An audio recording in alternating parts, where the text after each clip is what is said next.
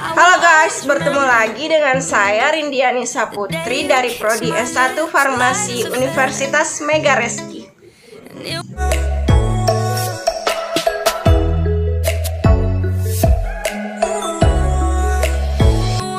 Baiklah teman-teman, kali ini saya akan menyampaikan materi tentang wawasan ilmu farmasi, yaitu obat.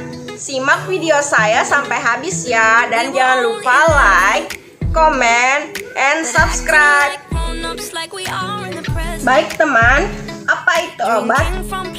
Obat adalah bahan atau panduan yang digunakan untuk mempengaruhi atau menyelidiki sistem fisiologi dan patologi dalam rangka menetapkan diagnosis, pencegahan, penyembuhan, pemulihan, peningkat kesehatan, dan kontrasepsi yang tercantum dalam Undang-Undang Kesehatan Nomor 23 Tahun 1992. Selanjutnya yaitu obat jadi adalah obat yang siap pakai. Obat jadi dibedakan menjadi dua teman-teman. Yang pertama yaitu obat generik, yang kedua yaitu obat merek dagang.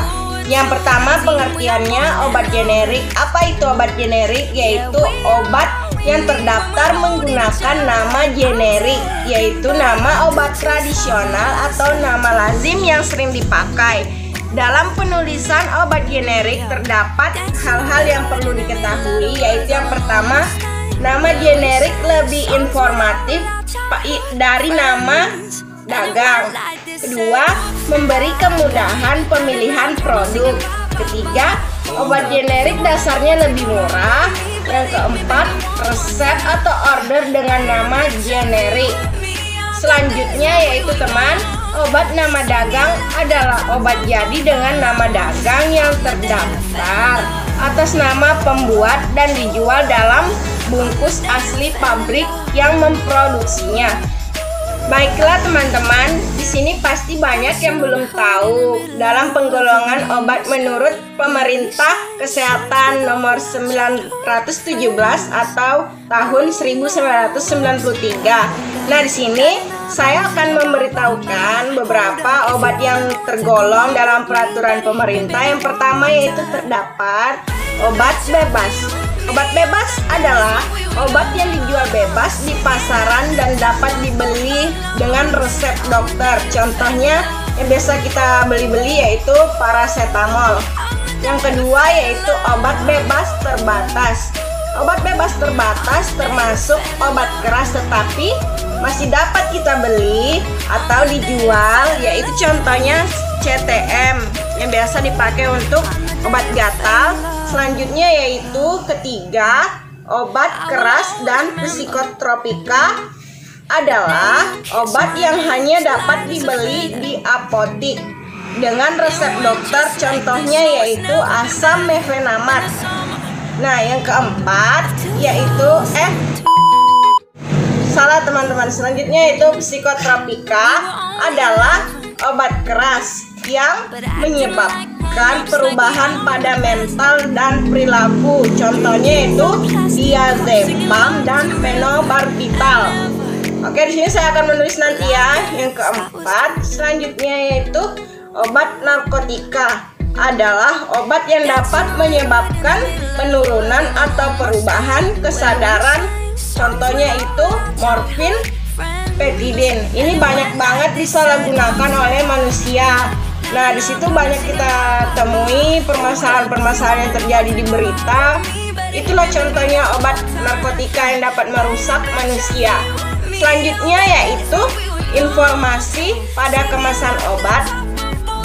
Pada setiap kemasan obat selalu dicantumkan.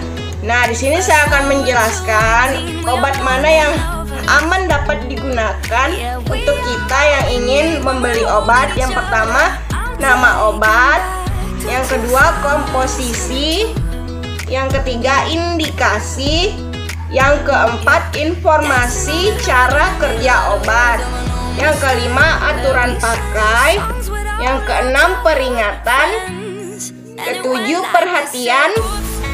8 nama produsen, 9 nomor batch, 10 nomor registrasi, dan yang terakhir yaitu tanggal kadaluarsa. Selanjutnya teman-teman, di sini saya akan menjelaskan cara pemilihan obat. Nah, untuk menetapkan jenis obat yang dibutuhkan perlu diperhatikan beberapa hal, yaitu yang pertama yaitu gejala atau keluhan penyakit teman-teman yang alami. Yang kedua, kondisi khusus, misalnya dalam keadaan hamil, ibu menyusui, lanjut usia, diabetes, dan lain-lain. Itu perlu diperhatikan semua ya teman-teman, jadi tidak asal membeli obat. Yang ketiga, pengalaman alergi. Jika teman-teman mempunyai alergi, itu juga perlu diperhatikan. Nah, yang keempat, nama obat, zat berkhasiat dan kegunaan, serta cara pemakaian, efek samping, dan interaksi obat. Nah, baik teman-teman, selanjutnya yaitu pilihan obat yang sesuai dengan gejala. Jadi kalau kita membeli obat harus sesuaikan dengan apa yang kita alami, yaitu gejala apa yang kita alami seperti penyakit apa. Nah, selanjutnya yaitu untuk pemilihan obat yang tepat dan informasi yang lengkap, tanyakan pada apoteker. Di situ lebih aman biar kita tahu apa-apa saja masalah yang kita alami. Selanjutnya yaitu teman-teman, di sini saya akan menjelaskan juga tentang cara penggunaan obat. Banyak nih yang menggunakan obat tidak sesuai anjuran, banyak juga yang menggunakan obat berlebihan. Di situ semua perlu diperhatikan ya teman-teman. Nah, jadi yang pertama itu yang kita perlu perhatikan yaitu penggunaan obat tidak untuk pemakaian secara terus-menerus. Nah, itu paling penting, poin yang utama. Yang kedua, gunakan obat sesuai anjuran dari dokter. Nah, terus yang ketiga, bila obat yang digunakan menimbulkan hal yang tidak diinginkan, silahkan hentikan pemakaian. Karena itu pasti ada gejala yang tidak cocok di tubuh kalian. Perlu periksa selanjutnya ke dokter. Baiklah, di sini saya akan melanjutkan tentang bentuk sediaan obat. Dalam sediaan obat terdapat 3 macam, yaitu obat padat. Yang pertama yaitu obat padat. Di sini saya akan menjelaskan obat padat, yaitu tablet adalah sediaan farmasi yang dapat berbentuk bundar dan pipih atau cembung rangkap. Yang kedua yaitu kapsul. Kapsul didefinisikan sebagai sediaan padat yang terdiri dari obat dalam, cangkang yang keras, atau lunak yang dapat larut.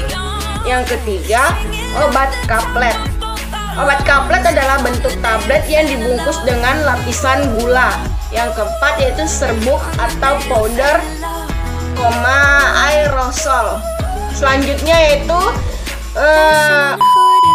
obat semi padat, yaitu obat semi padat. Yang pertama itu obat setengah padat yang dapat berupa salep atau krim yang biasa kita beli, yaitu dalam bentuk salep atau krim. Yang kedua yaitu suppositoria dan ovula. Selanjutnya yaitu ketiga, obat cair. Obat dalam bentuk cairan biasanya berupa larutan, emulsi, suspensi, dan cairan steril.